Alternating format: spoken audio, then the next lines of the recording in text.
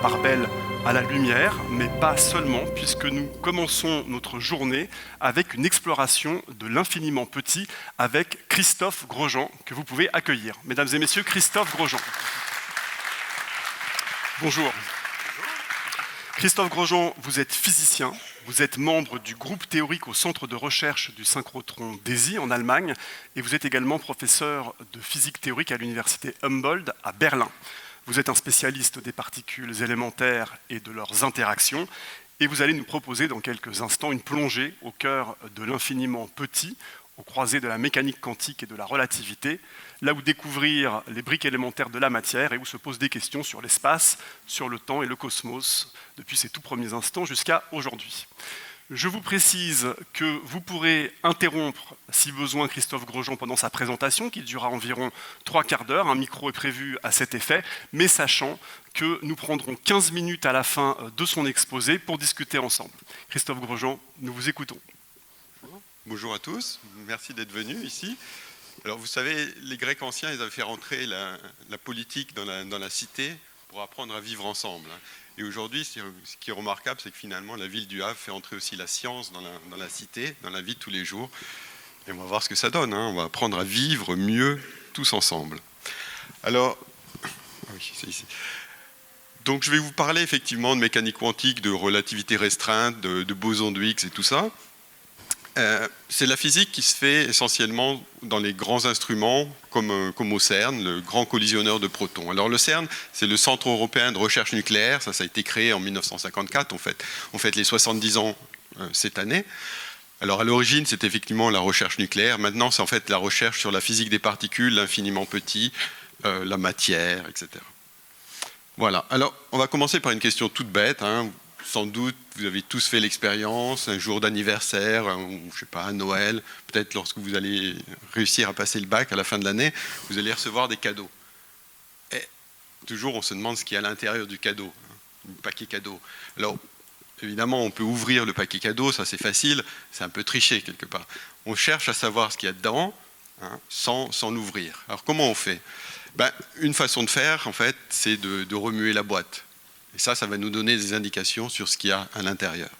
Et en fait, les physiciens, c'est ce qu'ils font. En fait, les physiciens, c'est des joueurs, ils ont l'impression de recevoir des cadeaux tous les jours. Et donc, ils jouent, ils essaient de savoir, de secouer les boîtes. Les boîtes, c'est la matière, c'est les atomes, etc. Et on essaie de cette façon-là comprendre ce qu'il y a à l'intérieur.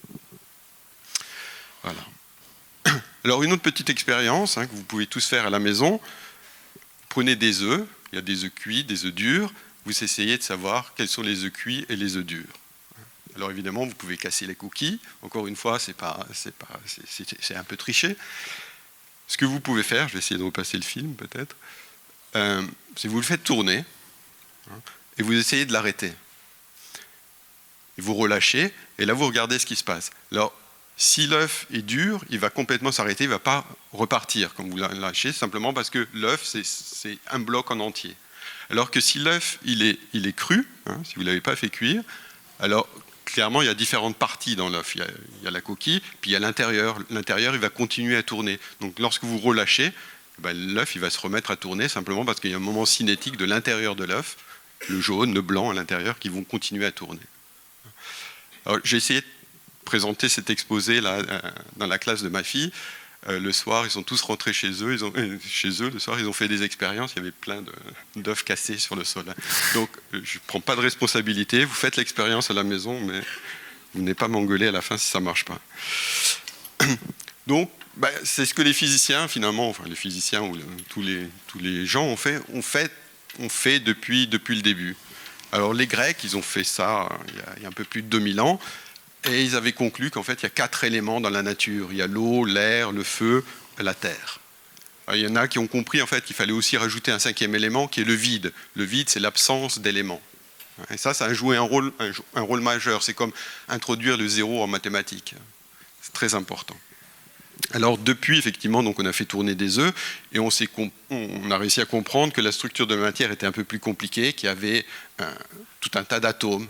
Il y a ce fameux tableau de Mendeleïev en 1869. On dit Mendeleïev, en fait, il y a eu plein d'autres personnes qui avaient fait des tableaux, qui avaient commencé à faire des tableaux dans ce genre-là, au début. mais c'est le nom qui est resté dans l'histoire de la science. Alors si on regarde ce tableau, en fait, on peut apprendre plein de choses d'abord. D'abord, que la matière, elle est discrète. Discrète, c'est-à-dire que vous ne pouvez pas avoir un atome qui est à moitié un atome d'or et à moitié un atome d'argent. Il y a des atomes d'or, il y a des atomes d'argent, il n'y en a pas entre les deux. Ensuite, qu'est-ce qu'on apprend? On apprend aussi qu'il y a un nombre fini d'éléments, finalement. Pourquoi un nombre fini? Il y a aussi une certaine périodicité. On dit une table périodique des éléments. C'est-à-dire que les éléments ont des propriétés qui sont un peu cycliques. Lorsque vous arrivez à la fin du tableau, vous repartez sur une nouvelle ligne. Donc il y a des propriétés qui sont similaires entre les différents atomes. Alors, d'abord, ce tableau-là était prédictif, parce que ça, on voit le tableau à l'heure actuelle. Mendeleïev, il ne connaissait pas tous ces éléments, mais il avait laissé des cases vides.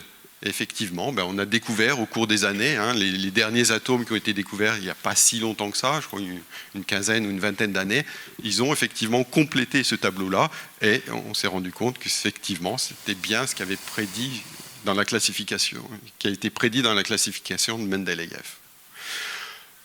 Donc ça, c'est effectivement la physique de la fin du 19e siècle, la fin du 20e siècle. Mais on a continué à faire tourner les atomes, comme on fait tourner les œufs, et on s'est aperçu qu'en fait, ces atomes-là avaient une structure bien particulière. Alors, c'est pas facile de faire tourner des atomes, évidemment. Il ne faut pas avoir des gros doigts. Et il y a une expérience assez importante qui a été faite début du XXe siècle par Rutherford, entre autres, et puis ses étudiants. Donc ils ont fait tourner des atomes. Comment ils font tourner les atomes? Ils bombardent certains atomes avec de la lumière ou avec d'autres particules. Donc là, ce qu'il a fait, c'est qu'il a pris une source radioactive. La radioactivité, ça émet des particules, en général assez énergétiques. Ici, c'est des atomes, grosso modo des noyaux d'atomes d'hydrogène. Et il les envoie sur une feuille d'or, parce qu'à l'époque, les physiciens étaient riches, ils pouvaient se permettre de faire des expériences avec des atomes d'or. Donc, ils bombardent ces feuilles d'atomes d'or avec ces particules, ces noyaux d'atomes d'hydrogène. Et ils regardent ce qui se passe. Alors, une chose remarquable, ce que vous pouvez voir ici dans la petite animation, c'est d'abord qu'il y a beaucoup de particules, en fait, qui traversent les feuilles d'or. Et ça, c'est remarquable. Ça veut dire quoi? Ça veut dire que la feuille d'or, en fait, elle est essentiellement constituée de vide. La plupart du temps, les particules alpha, les noyaux d'hydrogène, ils traversent les feuilles d'or sans s'en rendre compte. Donc ça, c'était une découverte majeure, que la matière, c'est essentiellement du vide, en fait. Si vous mettez des nombres, si je ne me suis pas trompé, la matière est composée à 99,99% de vide. Il n'y a quasiment rien dans la matière. Ça, c'est en termes de volume. C'est en volume, oui. Alors l'autre chose assez remarquable aussi, c'est que de temps en temps, on voit qu'il y a des atomes, des particules alpha qui repartent dans la direction opposée. On voit ici de temps en temps. Alors ça, c'est exagéré. D'abord, c'est exagéré sur les tailles. Comme je vous l'ai dit, il y a beaucoup plus de vide. Là, si vous faites le calcul, il n'y a pas 99,99% de vide. Il y a beaucoup moins. Simplement pour illustrer les choses. Et donc, on se rend compte effectivement que de temps en temps, il y a des atomes, des particules alpha qui repartent dans la direction opposée. Ça veut dire quoi? Ça veut dire qu'elles vont rencontrer en fait des densités très importantes de matière. Et donc, elles vont rebondir comme lorsqu'on joue au billard en fait. Elles repartent en arrière. Et donc, ça a permis de comprendre quelle était la structure de l'atome. L'atome est essentiellement du vide avec de la matière qui est concentrée, fortement concentrée dans une toute petite région. Ces petites régions, ce sont les noyaux des atomes. Voilà. Donc de cette façon-là, on a pu effectivement comprendre la structure de la matière, la structure intime de la matière. Prenez n'importe quel bloc de matière, il est constitué d'atomes, et les atomes ont essentiellement, c'est du vide, avec un noyau atomique et quelques électrons qui gravitent. Ça, c'est une vision classique des choses, parce qu'en mécanique quantique, c'est un peu plus compliqué. Les électrons, ils sont partout, tout le temps. Et vous avez simplement une probabilité de trouver un électron à un certain point de l'espace et du temps. Mais voilà, donc ça, c'est la structure de l'atome qui a émergé au début du XXe siècle. c'est pas la fin de l'histoire, évidemment. Le noyau atomique lui-même n'est pas un bloc élémentaire. On peut encore couper le noyau atomique. Et en fait, on s'est rendu compte qu'il était constitué de ce qu'on appelle des protons et les neutrons.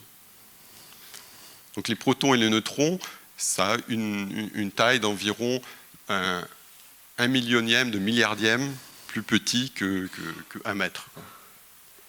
Juste pour vous donner une idée des ordres de grandeur. Et les protons et les neutrons, en fait, eux-mêmes, ne sont pas des particules élémentaires. On peut encore les couper en plus petites parties. Et ces blocs élémentaires, a priori, pour l'instant, l'état de nos connaissances nous disent que ce sont effectivement les blocs élémentaires. On ne peut plus couper ces particules. C'est ce qu'on appelle les quarks. Donc les quarks, c'est ce qui est à l'intérieur des protons et les neutrons. Les protons et les neutrons, c'est ce qui est à l'intérieur des noyaux atomiques. Et les noyaux atomiques sont entourés d'électrons pour former les atomes. Les atomes eux-mêmes s'acoquinent avec d'autres atomes pour former des molécules qui forment toute la matière. Voilà. Et donc ça, c'est vrai pour n'importe quelle forme de matière. Si vous prenez par exemple un être humain, vous regardez au microscope de quoi il est formé, vous avez ces tissus cellulaires. À l'intérieur, vous avez des cellules. Ce qui est intéressant, c'est aussi de regarder les échelles de taille. Donc à l'intérieur des cellules, vous avez des chromosomes. Les chromosomes, ils sont formés de brins d'ADN qui s'enroulent. Vous avez sans doute fait des cours de biologie à une époque.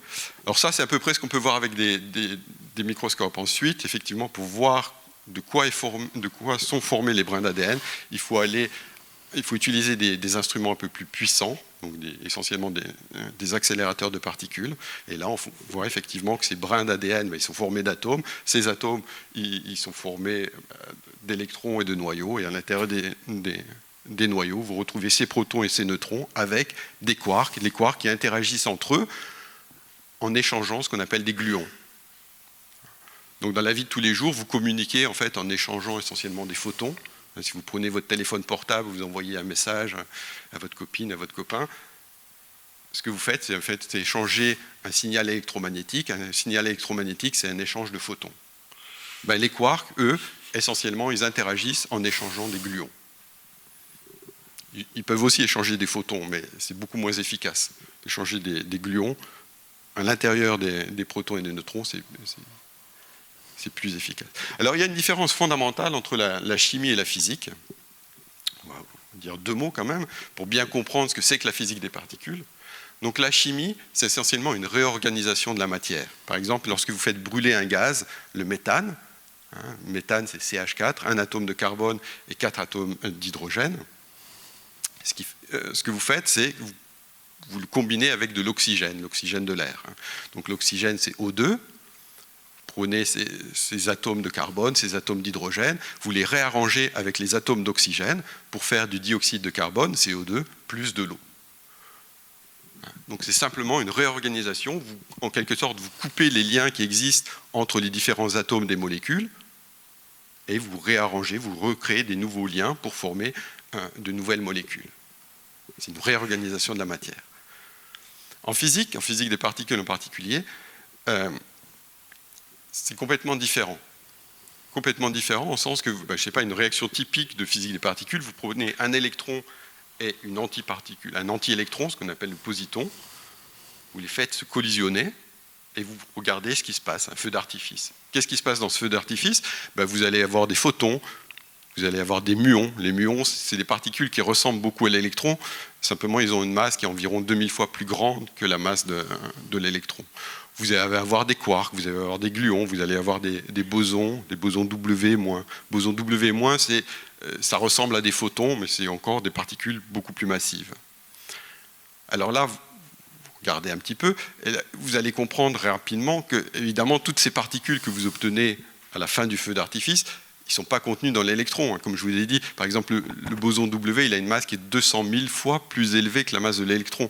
Donc, vous n'arrivez jamais à faire rentrer un W dans un électron. Donc comment vous arrivez à créer un W à partir d'un électron ? Ce n'est pas une réorganisation de la matière dans ce cas-là. Ce qui se passe, c'est simplement que vous transformez l'énergie des électrons et des positons en matière. Donc vous utilisez ce qu'Einstein vous a dit, E égale mc2. Vous avez de la matière, M. Vous avez de l'énergie, E.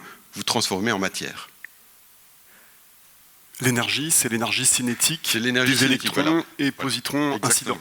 Exactement. Donc, en fait, ce qu'il faut faire, c'est ce qui se passe dans un accélérateur de particules. Vous donnez de l'énergie cinétique, donc une vitesse importante à l'électron, de façon à avoir assez d'énergie pour pouvoir produire tout un tas de particules nouvelles à la fin. Et donc, plus vous avez d'énergie, plus vous allez produire de particules, plus vous allez produire de nouvelles particules lourdes. Donc, ça, c'est un peu en quelque sorte, si vous prenez deux fraises, vous donnez de la vitesse aux fraises, vous donnez de l'énergie cinétique aux fraises, et vous allez produire des bananes, des pommes, des poires. C'est une nouvelle recette. C'est exactement ce qui se passe dans un accélérateur de particules. Donc je dis c'est une nouvelle recette pour le dessert. Une nouvelle recette, voilà. Alors, vous pouvez aussi essayer le soir en rentrant chez vous, prenez deux fraises, il faut bien viser, vous lancez fort, et vous regardez ce qui se passe. En Ça général, marche vous peut-être prenez avec de la les œufs aussi. confiture. Comment ? Ça marche peut-être aussi avec les œufs. Avec les œufs aussi, oui. Oui. Le résultat, il est moins Plus amusant peut-être. moins poétique. Ah. Moins poétique. Alors là encore, je décline toute responsabilité sur l'état de votre cuisine à la fin de la journée. En fait, vous n'allez jamais réussir à créer des poires. Hein. Ça se saurait. Les marchands de poires, et ils auraient fait fortune. Enfin, on peut aussi faire le contraire à partir de pommes. Il y a plein de pommes en Normandie, a priori. Hein. Prenez des pommes de Normandie, vous arrivez à créer des fraises. Ça marche dans les deux sens, a priori. Ça ne marche pas parce qu'en fait, les fraises, les pommes, c'est des objets classiques. Ils ne sont pas soumis aux lois de la mécanique quantique. Alors que les particules élémentaires, elles sont suffisamment petites, elles ont des énergies qui sont suffisamment grandes par rapport à leur masse pour pouvoir être sensibles aux effets quantiques dont je vous ai parlé il y a 2 minutes. Voilà. Alors, un des accélérateurs, enfin l'accélérateur le plus puissant au monde, c'est le grand collisionneur de hadrons au CERN. Donc les hadrons, c'est essentiellement des protons et des neutrons. C'est en fait toutes les particules qui sont sensibles aux interactions fortes, donc ils peuvent échanger des gluons, exactement comme les quarks. Donc le grand collisionneur de hadrons au CERN, c'est un anneau qui fait 27 km de circonférence, qui est installé dans la banlieue de Genève. La banlieue de Genève, c'est entre la Suisse et la France. Vous avez le lac de Genève, pas loin, qu'on doit pouvoir voir ici, quelque part. Il y a l'aéroport, et puis voilà, autour, il y a ce grand anneau qui est... Vous ne le voyez pas parce qu'il est sous terre, en fait. Il est environ à 100 mètres sous terre, il est enterré. Les physiciens, ils passent leur nuit dans les cavernes à faire tourner les protons et les électrons. Enfin, protons. Et donc, dans ce grand anneau de 27 km, vous avez des aimants supraconducteurs. C'est pas vide, c'est peuplé de ces machines un peu ésotériques. Et donc pour arriver à donner suffisamment d'énergie à nos protons sans augmenter la facture d'électricité, il faut avoir en fait des aimants supraconducteurs, donc qui sont refroidis à des températures très basses, de l'ordre de moins 272 Kelvin, enfin 272 degrés Celsius. Donc c'est l'endroit en fait le plus froid de l'univers. C'est plus froid que dans l'espace. En fait. L'espace est 3 degrés Kelvin, donc moins 270 degrés Celsius. À l'intérieur de ces aimants, donc 27 km quand même, il fait plus froid que dans l'espace. Alors, au cours des années, on a effectivement fait ces collisions, ces feux d'artifice entre protons, et on a regardé tous les débris, toutes les particules que vous arrivez à produire. Et ce qui est assez remarquable, c'est qu'en fait, un peu comme dans la table de Mendeleïev, en fait, il y a un nombre fini de particules que vous pouvez obtenir. Il n'y a pas un nombre infini de particules dans la nature. Il y a un nombre, il y aurait 6 particules élémentaires, 6 quarks. Donc, par exemple, les protons et les neutrons dont je vous ai parlé, ils sont formés de quarks up et down. Quarks en anglais. Et on s'est aperçu aussi que vous pouvez produire de nouveaux quarks qui ont des propriétés vraiment similaires aux quarks up et down, simplement ils ont des masses plus élevées. Il y a le quark charme, le quark étrange, le quark top et le quark bottom. Ils ont des propriétés similaires, ils sont simplement plus lourds. Et tout ce qui est lourd, en fait, va se désintégrer en particules légères. Donc, dans la nature, en dehors du CERN, en dehors de quelques autres collisionneurs de physique des particules, vous n'allez jamais rencontrer ces quarks. Le quark charme, le quark strange, c'est des objets qui appartiennent aux physiciens des particules. quelquefois, dans l'espace, vous avez des collisions de particules, des rayons cosmiques qui arrivent, qui vont aussi produire ces particules, mais elles ont des durées de vie très courtes, en fait, 10 puissance moins 20 secondes, quelque chose comme ça. Donc, un milliardième de seconde. Elles disparaissent très vite. Mais simplement, comme, en fait, souvent, ces particules se déplacent vite, il y a des effets de dilatation du temps, donc on arrive à les observer en réel, quoi. Je me demandais, puisque ces particules plus lourdes se désintègrent quasi instantanément, est-ce qu'on sait à quoi elles servent? Est-ce qu'elles ont un rôle finalement pour même la cohésion de la matière, celle qui demeure? Alors ça, c'est une question un peu en suspens. Pourquoi effectivement la nature a choisi de se répliquer en 3 copies comme ça, de plus en plus lourdes? Il y a des raisons de cohérence mathématique, c'est-à-dire qu'on ne pouvait pas forcément assurer la cohérence de la théorie avec une seule famille de quarks. Et ensuite, il y a d'autres raisons qui fait que lorsque vous combinez la relativité restreinte avec la mécanique quantique, eh bien, vous prédisez l'existence d'antimatière. C'est-à-dire la matière toute seule ne peut pas fonctionner, elle ne peut pas être compatible avec les lois de la mécanique quantique, vous avez besoin d'antimatière. Alors il se trouve que dans l'univers, dans la vie de tous les jours, on est fait de matière. L'antimatière, elle disparaît. Chaque fois qu'elle rencontre de la matière, l'antimatière disparaît, elle donne de l'énergie, elle donne des photons, des choses comme ça. Alors pourquoi, effectivement, l'univers a préféré la matière par rapport à l'antimatière? Et ça, c'est une des grandes questions. Et il y a des physiciens, en particulier des physiciens japonais, dans les années 70, qui ont compris qu'il fallait au moins avoir 3 familles de quarks pour pouvoir assurer cette abondance de la matière par rapport à l'antimatière. S'il n'y avait que 2 familles de quarks, il y aurait eu une annulation complète de la matière et de l'antimatière et on n'existerait pas. On ne serait pas là pour en parler, quoi. Ce n'est pas forcément une explication raisonnable, c'est en tout cas un fait remarquable qu'effectivement on a besoin de 3 familles de quarks pour exister. Peut-être que les quarks sont aussi des objets ils aiment avoir des amis entre eux, quoi. Voilà. Donc ça, c'est les quarks, hein. Et il y a aussi les électrons. Donc l'électron existe aussi en 3 familles. Il y a le muon, il y a le tau. Et en plus de ces électrons, donc il y a une charge électrique, il y a ce qu'on appelle les neutrinos. Il y a le neutrino électronique, le neutrino muonique et le neutrino tauique, donc associés à l'électron, au muon et au tau, qui eux sont des particules complètement neutres. Donc elles n'interagissent pas avec les photons, par exemple. Ça n'a pas été facile de les découvrir. On les a découverts en fait simplement en faisant un bilan d'énergie et de vitesse ou de moment cinétique. En général, il y a conservation de l'énergie, conservation du moment cinétique lorsque vous faites une réaction.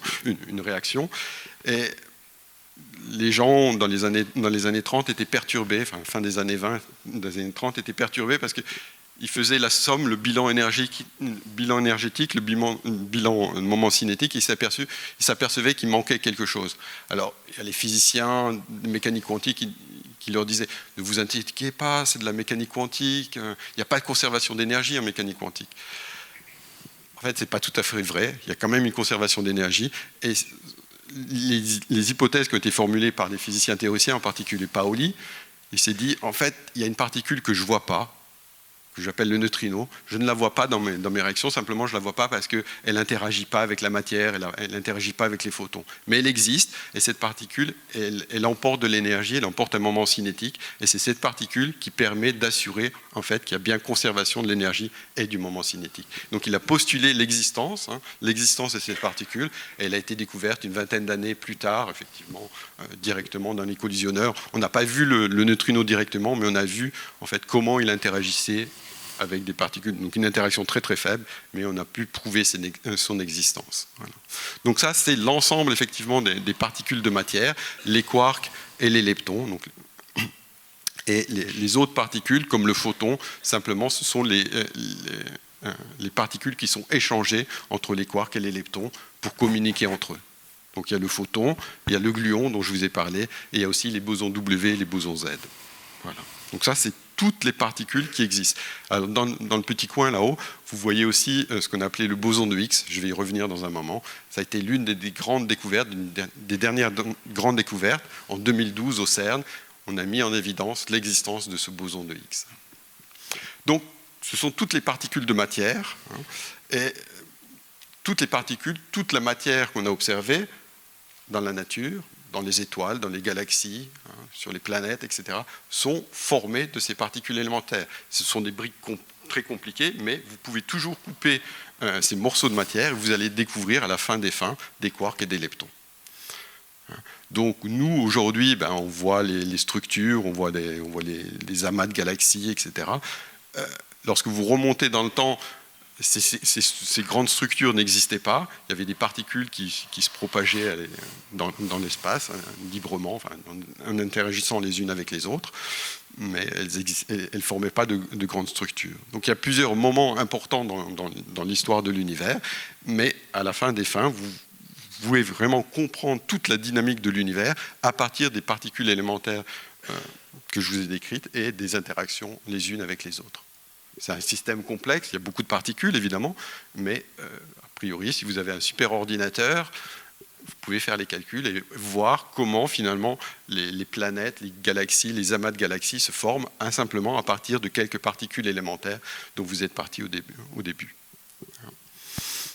Donc il y a eu le Big Bang, effectivement, il y a eu le Big Bang à un moment. On ne sait pas très bien ce qui se passe avec le Big Bang, peut-être qu'il n'y a rien avant le Big Bang, on ne sait pas. On dit qu'il y a un temps zéro, mais le temps zéro, si vous prenez un logarithme, le logarithme de zéro, c'est moins l'infini. Donc, il n'y a peut-être pas rien avant le Big Bang, on ne sait pas. Simplement, peut-être c'est faux de penser le temps comme on le pense au moment du Big Bang. En fait, c'est des échelles, des densités d'énergie qui sont tellement grandes que la notion de temps est modifiée. On sait déjà à partir de la relativité restreinte qu'il y a un mélange entre l'espace et le temps. Mais lorsqu'on remonte proche du Big Bang, peut-être que le temps n'existe pas, tout simplement. C'est une notion qui est émergente, qui émerge, pas avec le temps, mais qui émerge spontanément. Voilà. Alors, il y a un phénomène très particulier. Une des choses importantes aussi à bien comprendre, c'est comment on remonte l'histoire, finalement, l'histoire de l'univers. Vous pouvez observer, vous pouvez prendre un télescope, ou même, je ne sais pas si vous avez été hier à la présentation sur le James Webb Telescope. Faites des photos magnifiques des galaxies, etc. Ça marche jusqu'environ 300 000 ans après le Big Bang. Parce que là, vous pouvez voir, il y a des étoiles, il y a des structures qui existent. Donc, vous pouvez prendre des photos. Il y a des photons qui nous proviennent de ces étoiles-là. Mais 300 000 ans après le Big Bang, il n'y a pas de photons, il n'y a pas de matière, il n'y a pas d'atomes. Donc, vous ne pouvez pas prendre de photos. Il y a des choses qui n'existent pas. Il n'y a rien qui nous parvienne de ces époques-là, de ces époques lointaines. Donc vous ne pouvez pas comprendre la structure de l'univers avec des télescopes si vous vous intéressez à des temps plus anciens. Et donc là, pour remonter l'histoire de l'univers, on a besoin de collisionneurs. On a besoin de collisionneurs de particules, de regarder ce qui se passe effectivement lorsqu'on fait 2 collisions de particules. Et de cette façon-là, on est remonté jusqu'à une époque qui correspond à environ 1/10 de nanoseconde après le Big Bang. Donc on a compris l'histoire de l'univers jusqu'à 1/10 de nanoseconde après le Big Bang. Fabuleux. Si vous pensez, je sais pas, ce que vous avez fait hier soir, je ne sais plus. Mais les physiciens des particules, eux, ils arrivent à comprendre l'histoire de l'univers jusqu'à 1/10 de nanoseconde après le Big Bang. Et alors à cette époque-là, il s'est passé une chose assez dramatique. C'est la naissance du vide. La naissance du vide tel qu'on connaît aujourd'hui. Alors le vide, c'est pas rien, c'est pas le néant. Le vide, en physique des particules, c'est défini comme l'état de plus basse énergie. Et il se trouve que 1/10 de nanoseconde après le Big Bang, l'univers s'est rempli d'une substance. L'état du vide, le vide n'est pas vide, le vide est rempli d'une substance qu'on appelle la substance de Higgs, partout, en tous les points de l'espace-temps. Il s'est rempli de cette substance-là. Il s'est rempli de cette substance-là parce qu'il économisait de l'énergie. C'était plus avantageux pour lui de se remplir de cette substance que de rester complètement vide. Quelle est la densité d'énergie? Ça correspond à l'énergie, grosso modo, l'énergie du Soleil que vous mettez dans un conteneur. Il y a plein de conteneurs qui passent dans le port du Havre. Vous prenez tous les soleils, vous les mettez dans un conteneur. C'est la densité d'énergie du vide. Donc c'est pas rien. Vous voulez dire qu'en chaque point de l'espace-temps, même dans cette salle, il y a autant d'énergie que si on mettait le Soleil dans un conteneur. Exactement. Mais on ne la voit pas. On ne la voit pas, non. On ne la voit pas parce que c'est l'état de plus basse énergie, donc on ne peut pas l'utiliser, cette énergie. Pour l'instant, en tout cas, on ne sait pas utiliser cette énergie. Peut-être qu'un jour, avec les découvertes qu'on est en train de faire, on arrivera à modifier cette énergie du vide et à l'utiliser, je ne sais pas, pour faire cuire les œufs, par exemple. C'est un peu comme un bidon d'essence, on peut l'avoir Exactement. à la ceinture, c'est plein d'énergie, ça fera boum dans la voiture, mais tant qu'on ne fait rien avec, c'est tranquille, quoi. Exactement. Voilà. Alors, donc ça c'est un dixième de nanoseconde après le Big Bang. Donc comment on sait que ça s'est passé comme ça? Encore une fois, il n'y a pas de photons à cette époque-là, il n'y a pas de matière, il n'y a pas de photos des télescopes, on ne sait pas. Donc il faut faire des expériences avec les collisionneurs, comme ceux du CERN. Alors comment on fait? Parce qu'on ne peut pas retirer quelque chose du vide. Le vide, c'est l'état de plus basse énergie. Donc ce qu'on fait, c'est simplement, on essaie de taper dessus et de voir comment il réagit. Donc on essaie de le faire rentrer en résonance. Et c'est exactement ce qui s'est passé au CERN en 2012. On a réussi à voir les excitations du vide. Et cette excitation du vide, c'est ce qu'on appelle le boson de Higgs. Donc c'est de cette façon-là qu'on a compris vraiment comment, finalement, pas comment ça s'est passé, mais on a compris que ce phénomène-là s'était passé un dixième de nanoseconde après le Big Bang, simplement en voyant les excitations du vide. Alors là, je vous ai présenté une photo, effectivement, de la création d'un boson de Higgs. Ce qui se passe, c'est simplement une collision de deux protons. Donc, on donne suffisamment d'énergie à ces protons. C'est la machine la plus puissante qui existe sur Terre, le LHC, le grand collisionneur de hadrons. Et on regarde les débris, ce que vous obtenez lors de la collision, donc le feu d'artifice, lors de la collision de ces deux protons. Et il se trouve que là, vous allez observer un boson de Higgs, la création d'un boson de Higgs. Donc ça, c'est l'image de la création d'un boson de Higgs. Alors, boson de Higgs, encore une fois, il a une durée de vie très courte. C'est un millionième de milliardième de seconde. Donc on se donne beaucoup de mal pour pas grand-chose à la fin. On ne voit pas le boson de Higgs. Je n'ai pas de photo du boson de Higgs. Je vous dis, c'est une représentation du boson de Higgs. Tout ce qu'on voit, c'est les débris de désintégration du boson de Higgs. Personne n'a jamais vu de dinosaures. Tout ce qu'on voit, c'est les os des dinosaures. C'est pareil pour le boson de Higgs. On n'a jamais vu de boson de Higgs, on a vu ses os. On a vu ces produits de désintégration. Et là, c'est une désintégration du boson de Higgs en deux photons. Donc, le boson de Higgs disparaît. Et par exemple, quelquefois, il va émettre deux photons. Et donc, ce sont ces deux photons qu'on observe. Alors, ce sont des photons un peu particuliers, parce qu'on produit des photons, il y a plein de photons qui sont produits lorsqu'on fait des collisions de protons. Les photons qui proviennent de la désintégration d'un boson de Higgs, ils ont des particularités assez remarquables qu'on a pu reconstruire de façon statistique. Donc, on étudie tous les photons qui sont produits. Il y a environ, je ne sais pas, 100 milliards de photons qui sont produits. Et il y en a deux qui proviennent de la désintégration du boson de Higgs. Donc on étudie leurs caractéristiques, on fait des représentations, on étudie leur énergie, leur moment cinétique, etc. Et de cette façon-là, on arrive à les distinguer d'autres photons et donc de façon univoque en fait à reconstruire l'existence d'un boson de Higgs. Donc ça c'est une photo pour le grand public. Ce que les physiciens ont vu, c'est simplement cette chose-là. Alors ça, c'est pas la désintégration en deux photons, c'est la désintégration en 4 leptons, donc typiquement 4 électrons, enfin 2 électrons et 2 anti-électrons, ou en 2 muons et 2 anti-muons. Donc une fois encore, il y a plein d'électrons, plein de muons qui sont produits. Vous les mesurez, vous mesurez leur énergie, ou ce qu'on appelle leur masse invariante. Vous comptez le nombre d'événements qu'il y a en fonction, pour chaque masse invariante, et vous voyez apparaître un pic bien particulier. Ce pic bien particulier, ici en particulier 125 GeV, ici, ça correspond aux électrons et aux muons qui sont produits lors de la désintégration du boson de Higgs. Donc là, vous voyez effectivement apparaître un signal bien distinct du bruit de fond. Le bruit de fond, c'est ce qui est en bleu ou en rouge ici, et vous voyez un signal apparaître bien au-dessus du bruit de fond, et ça, c'est une indication univoque qu'effectivement le boson de Higgs existe. Donc les physiciens étaient émerveillés devant ce résultat d'expérience. Donc c'est la façon dont les physiciens voient les particules. Pour vous, c'est comme une photo du boson de Higgs. Oui, c'est une photo. Oui. C'est une photo en regardant ses mensurations, etc. Donc on apprend plein de choses. En fait. On apprend en particulier que sa masse, ici, 125 GeV, Un GeV, c'est typiquement la masse d'un proton. Donc la masse du boson de Higgs, c'est 125 fois la masse du proton. Mais encore une fois, le boson de Higgs est censé être une particule élémentaire, tandis que le proton, lui, il est composé de quarks, etc. C'est un objet très compliqué.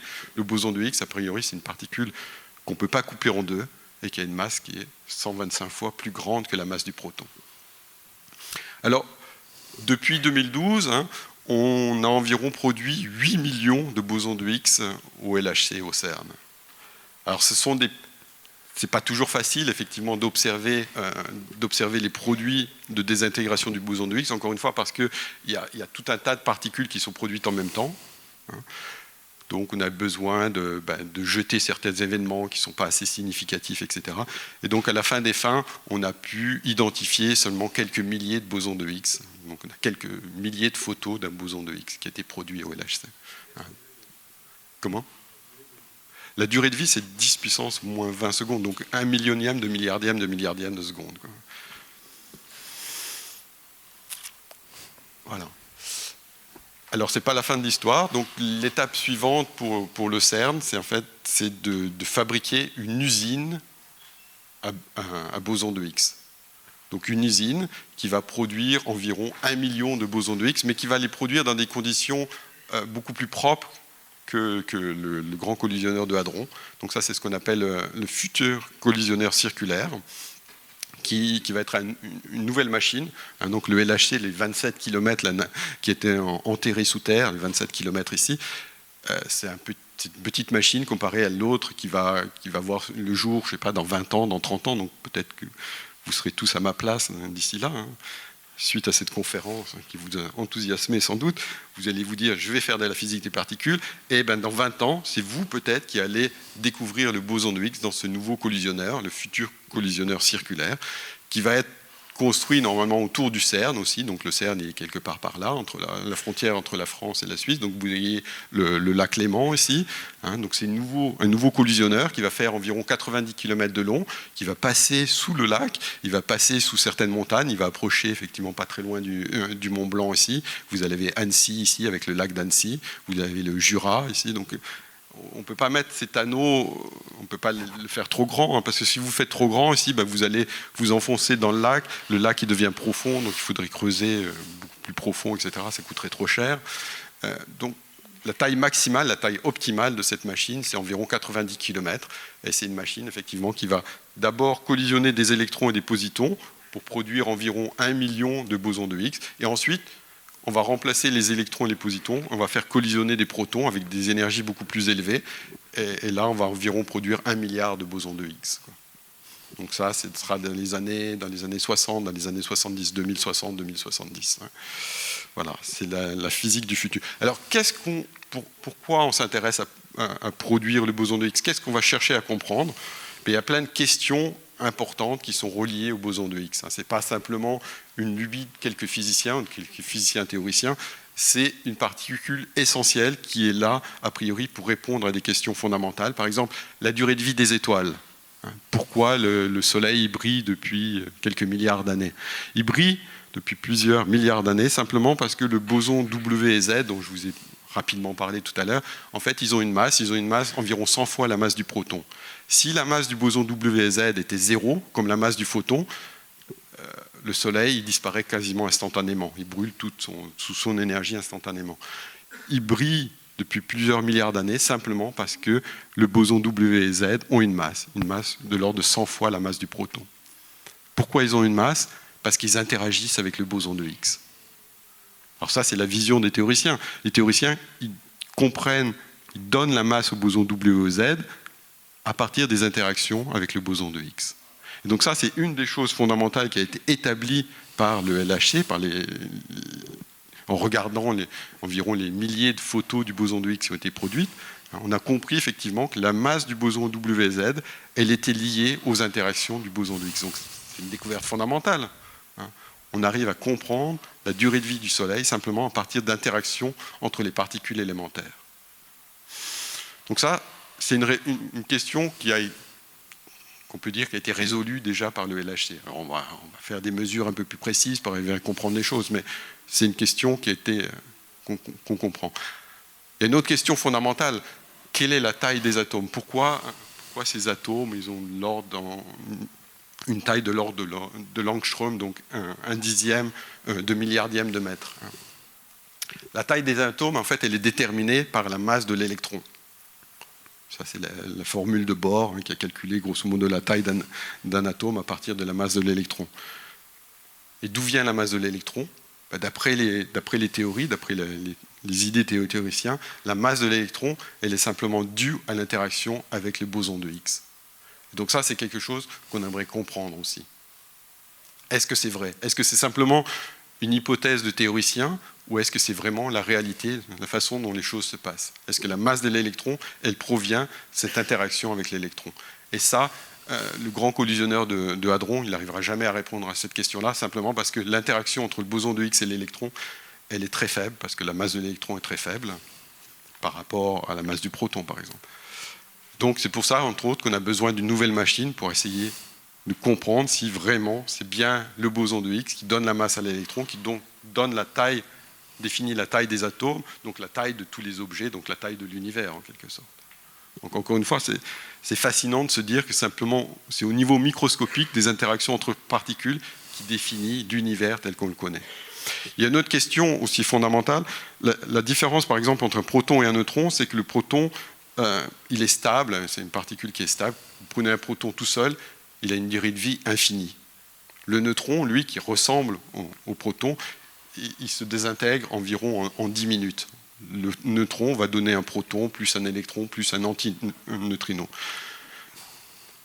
Donc pourquoi le neutron se désintègre alors que le proton est stable?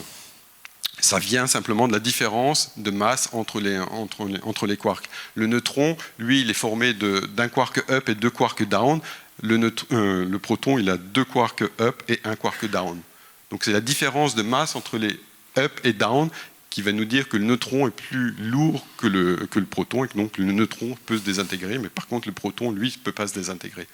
Et donc c'est ce qui assure en fait la stabilité de tous les noyaux atomiques. Si le proton se désintègre, il n'y a pas de noyaux atomiques qui peuvent exister. Donc encore une fois, là, on essaie de comprendre la stabilité de la matière à partir de la masse des quarks up et des quarks down, donc des interactions de ces quarks avec le boson de Higgs. Il y a d'autres questions importantes comme la naissance de l'univers, effectivement. Donc, ce qui s'est passé ce 10 milliardième de seconde après le Big Bang, ça vient en fait des interactions du boson de Higgs avec lui-même. Le boson de Higgs, c'est une particule hermaphrodite, elle interagit avec elle-même. Et donc, c'est ça qui va en fait faire en sorte que le vide économise de l'énergie en se remplissant de ces substances de Higgs partout. Il y a la question de cette asymétrie entre matière et antimatière qui pourrait être liée effectivement à des interactions bien particulières du boson de Higgs avec toutes les particules. Mais bon, je ne vais pas rentrer dans les détails. Donc pour répondre à cette question-là, on a besoin d'étudier avec précision le boson de Higgs.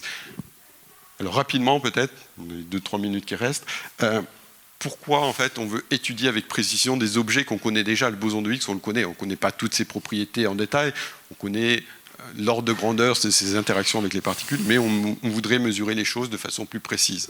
Mais en fait, il y a des exemples historiques dans l'histoire des sciences qui nous prouvent qu'en fait, on peut vraiment découvrir l'inconnu en mesurant avec précision le connu. Il y a des exemples en astrophysique.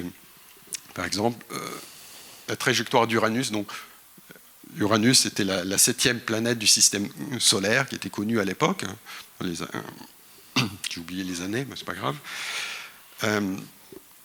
Donc a priori, tout le mouvement des planètes, il est régi par les lois Newton, les lois de la mécanique classique, etc., les lois de la gravitation. Les gens ont mesuré, ils avaient des télescopes super puissants, enfin des lunettes astronomiques, ils mesuraient les trajectoires de ces planètes et se sont rendus compte qu'en fait la trajectoire d'Uranus n'obéissait pas aux lois de Newton. Ils se sont dit, bon, je me suis trompé dans mes calculs, c'est pas grave, je vais reprendre mes calculs. Il y a plusieurs personnes qui ont fait les calculs, ça ne marchait pas. Ils se sont dit, Newton a faux, il faut modifier les lois de la gravitation. Et il y en a d'autres qui disaient, non, Newton il ne peut pas avoir faux, c'est quelqu'un qui a toujours raison. Simplement, en fait, il manque quelque chose. Il manque quelque chose dans la description du système solaire. Il manque une petite planète que je n'ai pas encore observée, et c'est cette petite planète qui va modifier en fait la trajectoire d'Uranus. Donc il y a un physicien important à l'époque, Le Verrier, lui, il croyait dur comme fer que Newton avait raison, donc il a fait tous les calculs, il a réussi à prédire la masse de cette planète, la position de cette planète, il envoie une lettre à ses collègues de Berlin, à l'époque, à Berlin, ils avaient le meilleur télescope de l'époque. Les gens de Berlin reçoivent la lettre quelques jours après, parce qu'à l'époque, il n'y avait pas WhatsApp, etc. Donc il faut communiquer par poste. Ils reçoivent la lettre, le soir même, ils pointent leur télescope dans la direction qui était prédite par Le Verrier, et miracle, ils observent cette nouvelle planète. C'est la découverte de Neptune. Donc ça, c'est un exemple, effectivement, de découverte d'une nouvelle planète, simplement en étudiant la trajectoire de planètes connues. Il y a d'autres cas, en fait, quelques années plus tard, on a observé la trajectoire de Mercure. Mercure, c'est la planète qui est la plus proche du Soleil. Et là encore, on s'est aperçu avec des mesures de précision que ça ne tournait pas rond, que ce n'était pas en accord avec les lois de Newton. Alors Le Verrier, il s'est dit « Ah, mais je connais la solution, en fait. Simplement, il existe une nouvelle planète qui modifie la trajectoire de Mercure. Donc je calcule la masse de cette nouvelle planète qu'il appelait Vulcain, je sais où elle est, etc. » Encore une fois, il envoie une lettre à ses copains de Berlin. Les copains de Berlin, ils regardent, ils ne voient rien.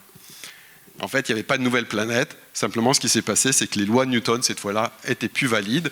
Il a fallu modifier les lois de la gravitation, et c'est ce qu'on a compris quelques années plus tard avec Einstein, qui avait la relativité restreinte, que l'espace-temps, ce n'était pas un objet figé, que l'espace-temps, en fait, dépendait des planètes, dépendait de l'énergie. Donc l'espace-temps était une quantité dynamique. Donc là encore, on n'a pas découvert de nouvelles planètes, pas découvert de nouvelles particules, mais on a découvert une nouvelle loi fondamentale de l'univers. Donc encore une fois, c'est simplement en mesurant avec précision des objets connus qu'on arrive à découvrir l'inconnu. Et c'est pour ça qu'on a besoin de collisionneurs. Collisionneurs, ils vont étudier avec précision des particules connues pour essayer de découvrir l'inconnu. Alors, est-ce que finalement, lorsque j'explique un peu tout ça, je ne sais pas, à ma grand-mère, elle me dit « je ne comprends rien, ça ne sert à rien, tes trucs, tu perds ton temps ».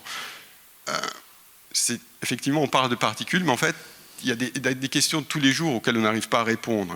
Par exemple, lorsque vous rentrez dans un champ magnétique, vos cheveux, quand vous en avez encore, ils vont tendance à se lever, à voler. Qu'est-ce que ça veut dire ça ? Ça veut dire simplement que la force électromagnétique entre quelques électrons dans vos cheveux, en fait, suffisent à soulever les cheveux. Donc quelques électrons, c'est environ 1 milliard, 2 milliards, de je ne sais plus quoi, fois plus léger que la totalité de vos cheveux. Donc ça veut dire que la force électromagnétique est beaucoup plus grande que la force de gravitation. Donc pourquoi la gravité est si faible par rapport aux autres forces électromagnétiques ? Et on ne sait pas. On ne sait pas. Ça veut dire pourquoi en fait la masse du boson de Higgs est beaucoup plus faible par rapport à l'échelle de ce qu'on appelle l'échelle de gravité quantique, l'échelle de Planck. C'est une question auquel on n'a pas de réponse. C'est quelque chose qu'on n'arrive pas à expliquer en mécanique quantique. En mécanique quantique, la masse du boson de Higgs devrait être de la même valeur que la masse de Planck. Et on ne sait pas pourquoi. Donc c'est une question importante et qui nous concerne tous. Et on n'a pas de réponse. Donc il faut continuer l'exploration, essayer de comprendre un peu mieux ce qui se passe. Voilà. Je vais m'arrêter ici, je crois que le temps est terminé, et on va répondre à des questions. Merci Christophe Grosjean, mesdames et messieurs. Merci pour cette conférence passionnante et qui nous montre qu'il y a encore des choses à découvrir. Exactement. Des choses simples. Et s'il y a des questions dans la salle, on va prendre maintenant une quinzaine de minutes pour continuer la discussion sur la base d'un échange, cette fois-ci, avec Christophe Grosjean. Un micro, je pense, doit circuler dans la salle à cet effet. N'hésitez pas à vous manifester. Il y a monsieur là-bas et ensuite monsieur de ce côté-ci et monsieur devant moi. Bonjour. Alors, merci déjà beaucoup pour cette conférence. Alors des questions j'en ai plein, mais bon je ne vais pas tout poser. Peut-être une déjà. Ouais, voilà, c'est ça. J'ai été surpris, j'ai entendu du coup dire que la masse du boson de Higgs était 105 fois plus élevée que celle du proton. Alors, je suis surpris, j'avais cru comprendre que c'était justement le boson de Higgs qui donnait sa masse au... Tout à fait. Alors du coup, savoir que le boson de Higgs a une masse, je suis très surpris. Christophe Grosjean. Parce que le boson de Higgs, il interagit avec lui-même. En fait, la masse, elle provient des interactions avec le boson de Higgs. Et le boson de Higgs, il interagit avec lui-même, donc il se donne sa masse. Il y avait une question de monsieur de ce côté-ci de la salle, s'il vous plaît.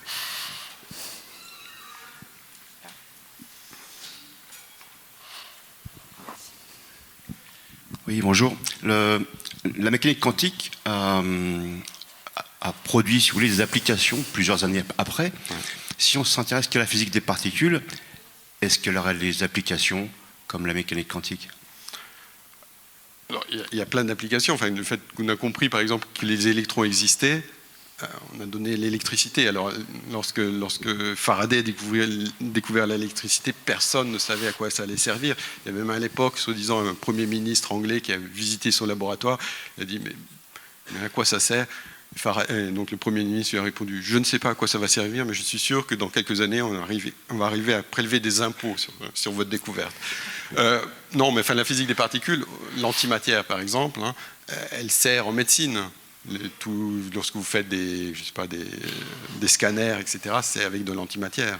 Donc il y a des applications dans la vie de tous les jours de la physique des particules. Les accélérateurs, là je vous ai parlé des grands accélérateurs de particules, qui servent pour faire de la recherche fondamentale. Mais dans le monde, il y a des tas d'accélérateurs de particules qui servent pour étudier les matériaux, pour faire de la médecine. Donc, oui. Ce dont je vous ai parlé aujourd'hui, effectivement, le boson de Higgs, pour l'instant, on ne sait pas à quoi ça va servir. Peut-être que dans quelques années, il y a quelqu'un qui va réussir à extraire l'énergie du vide dont je vous ai parlé, une énergie colossale.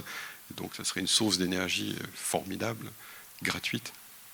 Et même si on ne fait rien avec le boson de Higgs, jamais, toute la technologie qu'on développe pour l'étudier, peut-être qu'elle peut servir à quelque chose, à d'autres choses en tout cas. C'est ça. Pour arriver à créer ces accélérateurs de particules, il a fallu développer des technologies de pointe, quelquefois même simplement en informatique. Le web, il est né au CERN parce que les physiciens avaient besoin de communiquer, d'échanger les données. De cette façon-là, on a mis au point le web tel qu'il existe aujourd'hui. Le www, il a été créé au CERN. Il y avait une question de monsieur au premier rang. Attendez, on va vous donner un micro, ça sera plus facile. Merci beaucoup de votre présentation qui est excellente. En tant que physicien, je suis très heureux d'écouter cela.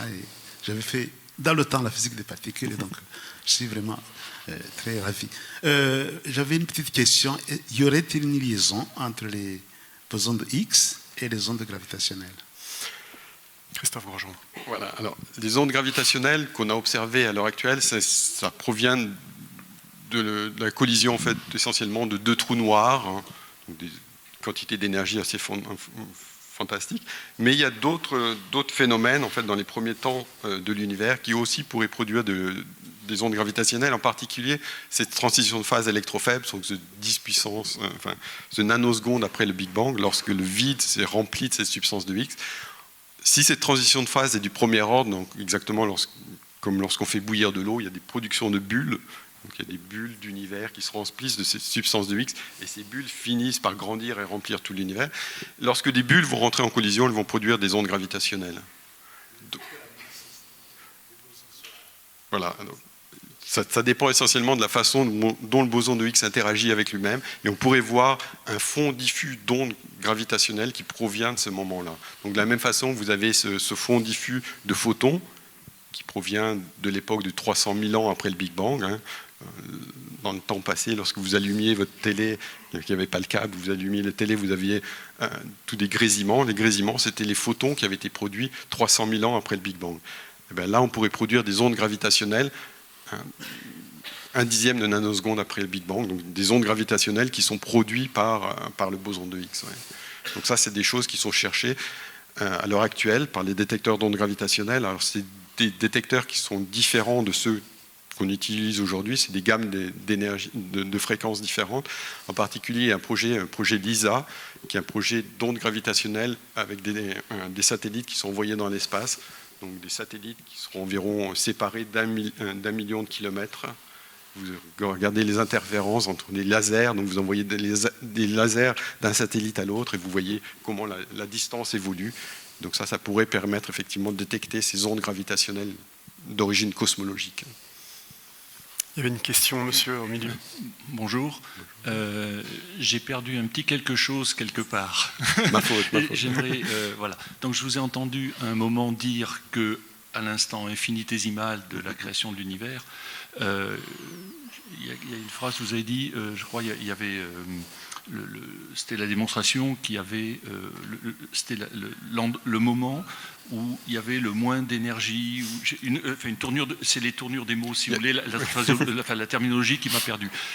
À un moment, j'entends que dans le vide, je conçois parfaitement que le vide, c'est quelque chose qui n'est pas vide. Ça, Voilà, je peux, à titre personnel, je peux l'entendre, je comprends ce que ça veut dire, quoique c'est une question. Qu'est-ce qu'il y a à ce moment-là? Et d'un côté, je vous ai entendu dire, c'est le moment où il y a un équilibre avec la plus basse énergie possible. Je crois que c'est les mots que vous aviez employés. Et à un autre moment, j'entends, il y a une concentration absolument phénoménale d'énergie dans ce vide-là qui est autour de nous. Et si on arrivait à en faire quelque chose. Donc, je vous ai perdu entre c'est la démonstration qui a l'équilibre de la plus basse énergie possible, hein, et quelques minutes après, c'est l'endroit où il y a la plus forte concentration d'énergie possible. Christophe Grosjean va vous répondre. Alors, ce qui est important, en fait, c'est les différences d'énergie. Donc là, on parle de différence d'énergie entre un vide où il n'y aurait rien et un vide où, finalement, on a cette substance de X partout, dans tous les points de l'espace-temps. Et donc, cette différence d'énergie, ça correspond effectivement à l'énergie du Soleil qui est concentrée dans un container. Et ça, c'est c'est très très dense en énergie, voilà. Mais c'est le niveau le plus bas possible d'énergie. Ouais, c'est le plus bas. L'univers a économisé de l'énergie en se remplissant de cette substance de X. Voilà. C'est plus facile pour l'univers d'être rempli de cette énergie-là, même très forte, que d'être vide de tout. Exactement. Et donc l'énergie qui a été libérée en plongeant dans ce vide qui n'est pas vide, en fait, ça a été la création de particules, etc. Ils ont transformé l'énergie en particules. Bonjour et merci pour votre exposé. Est-ce que vous pouvez illustrer de façon concrète ce que c'est que l'antimatière? Alors, l'antimatière, c'est de la matière avec, grosso modo, des charges électriques opposées. Donc, par exemple, vous prenez l'électron, l'anti-électron, qu'on appelle le positon, il a une charge électrique +1 au lieu d'être -1. Ce qu'on a appelé matière antimatière, c'est complètement arbitraire, en fait. Peut-être que dans un autre monde, en fait, l'autre monde serait fait d'antimatière, et donc lui, il appellerait l'antimatière, il appellerait la matière. Mais ce qui est remarquable, c'est qu'une fois encore, lorsque vous combinez la mécanique quantique et la relativité restreinte, vous ne pouvez pas vivre avec un seul des deux. Vous avez besoin, à chaque particule de matière, vous avez besoin d'associer une particule d'antimatière.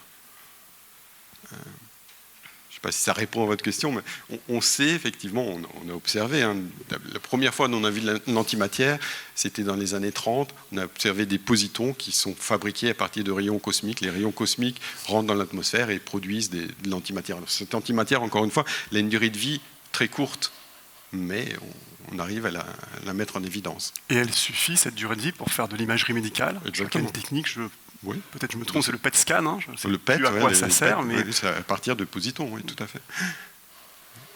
Donc en fait, c'est la durée de vie. Quand on parle de durée de vie, c'est la durée de vie pour une particule qui se au repos. Donc vous prenez un positon, plutôt un boson de X. Un boson de X au repos, lui, il a une durée de vie de 10 puissance moins 21 secondes, donc un milliardième de millionième de seconde. Mais en général, ces particules se déplacent à des vitesses qui sont proches de la vitesse de la lumière. Et lorsqu'on va vite à la vitesse de la lumière, le temps se dilate. Donc, en fait, vu par un observateur, il a une durée de vie plus longue que ce 10 puissance moins 21 secondes. Donc, c'est pour ça qu'on arrive à utiliser des positons en médecine, en fait. Simplement des particules énergétiques donc, qui se déplacent vite. Donc, elles ont une durée de vie plus longue que les durées de vie naturelles. Il nous reste très peu de temps. Est-ce qu'il y a encore des questions dans la salle? Encore une question, madame. Oui, du coup, quelle serait la différence entre un positon et un proton, puisque le positon dans l'antimatière serait de charge positive et le proton est déjà de charge positive. Voilà. Quelle serait la différence? Alors, l'électron, lui, par exemple, il est sensible essentiellement uniquement à l'interaction électromagnétique, alors que le proton, comme j'ai dit, il est formé de quarks, et lui, il va être sensible aux interactions fortes. Les interactions fortes, c'est les échanges de gluons. Le positon, il ne peut pas échanger de gluons avec un copain. Le proton, donc les quarks, eux, ils échangent des gluons. Donc c'est des particules complètement différentes, même s'ils ont des charges électriques qui sont les mêmes. Charge électrique, c'est simplement une caractéristique parmi d'autres. La masse n'est pas la même non plus, bien sûr. Très bien, nous sommes arrivés au terme de cet échange. Merci encore Christophe Grosjean d'avoir été avec nous.